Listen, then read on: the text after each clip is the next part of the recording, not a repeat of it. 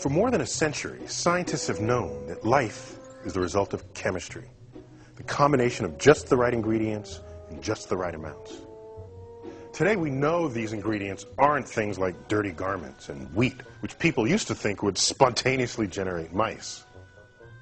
The ingredients of life are actually much simpler. All living things, from bacteria to mice to you and me, are made from a small set of chemical elements. Hydrogen, oxygen, carbon, nitrogen. 4 of the most common elements in the universe.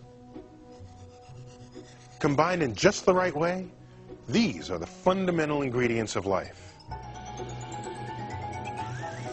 And carbon is the star of the show. Carbon's everywhere. It's all over the universe. What makes carbon special is the kind of bonds that it makes, both with itself and with other elements. We know of no other atom that has the flexibility that carbon has to form diverse types of compounds. And the idea that life could have started when carbon and other ingredients combined in the harsh conditions of early Earth was first put to the test in the 1950s by a young graduate student named Stanley Miller.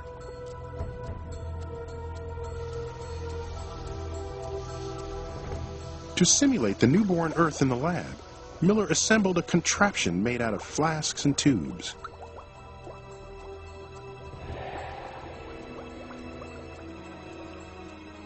He filled one flask with gases thought at the time to represent Earth's primitive atmosphere. And he connected that to another flask with water to represent the oceans.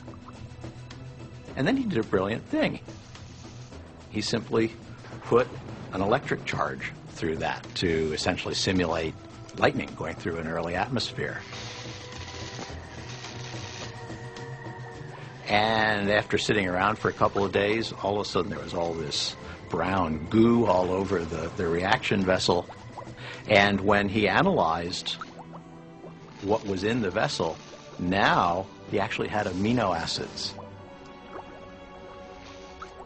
Amino acids are compounds that form when molecules of carbon and other elements link together. They are the essential building blocks of proteins and cells, vital ingredients of all living things. Stanley Miller's experiment was headline news and jump-started the scientific search for the origins of life. Life is really chemistry. There's no question about that. In fact, it's a chemistry that when you get the recipe right, it goes, and it goes fairly quickly. That recipe is hotly debated today. And most scientists think the environmental conditions on early Earth were very different from the ones Miller simulated in his lab. And another debate rages about when this recipe first got cooked up.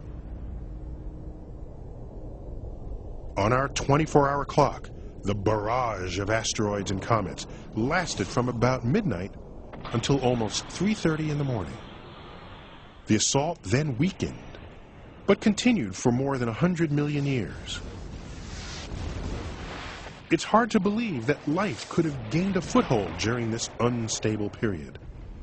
But new discoveries reveal that life may have existed as early as 4 in the morning, or about 3.8 billion years ago.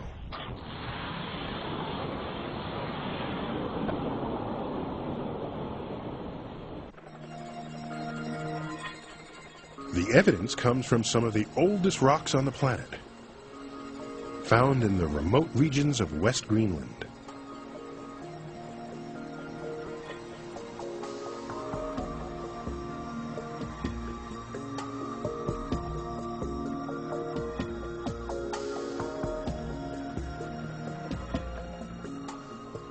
The geology of Greenland is unique.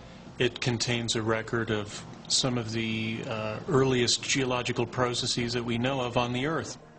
The rocks themselves are thought to be between 3.7 and 3.9 billion years in age. These rocks are so old that any fossils they once contained have been destroyed. So, to find out if life existed when they formed, Moisish had to look for evidence that is far more elusive. There may have at one time been small fossils, microfossils, but under the conditions of heat and pressure that these rocks experienced, such fossils would have been disaggregated and destroyed. So what we have left behind then are chemical fingerprints of ancient bacteria or microbes. To search for those fingerprints, Moisish first extracts a sample from the ancient Greenland rocks. Then, he will analyze its chemical composition, looking for carbon, a signature of life. But carbon comes in several different forms. And Moisish wants to know if the carbon in this sample is the kind left behind by living creatures. If so, he believes that life may have existed when these rocks formed over 3.8 billion years ago. A controversial claim. It was a surprise for us to find evidence of ancient life in these rocks. We didn't know if it would be there. You know, just because the stage is set doesn't mean that the actors are present. But these samples here represent the first evidence we have, direct evidence of a biosphere on our planet. If it emerged so early, life was lucky to miss the greatest cataclysm of all time. An impact like no other in our planet's history.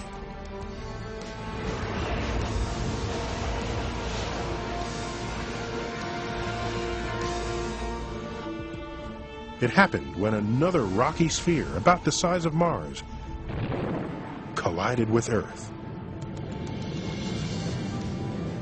The outer layers of our planet were vaporized, and the debris from this collision coalesced to form the Moon. That impact was so powerful that any building blocks of life that existed on Earth would have been destroyed. This gives rise to speculation that the ingredients of life didn't form on Earth at all, but arrived special delivery from outer space. From its size and its appearance, this thing came from outer space. I even have reason to believe that some form of life in it. Hollywood has always been taken with the idea that life came from outer space. But it's not as far-fetched as it might sound. Space is not very far away. Space is only about 20 kilometers that way.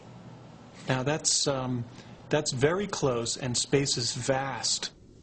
And a scientist named Don Brownlee designed an experiment to find out if space might actually harbor the building blocks of life.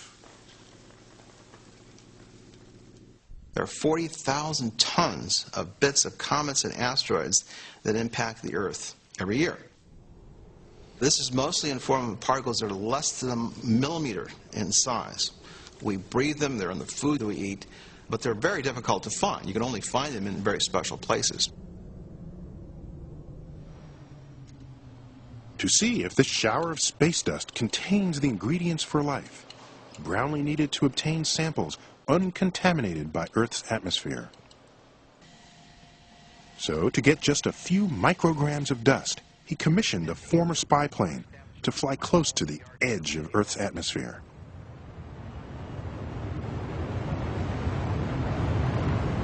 Sticky pads on the plane's wings collected the space dust.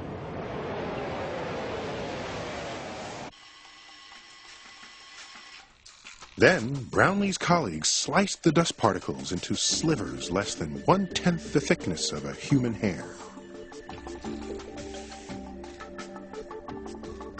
And they discovered that these tiny particles are rich in the seeds of life. When you look at them in an electron microscope, it's this wonderful array of minerals and carbon and organic materials that are 4.55 billion years old, and we believe are the building blocks of life.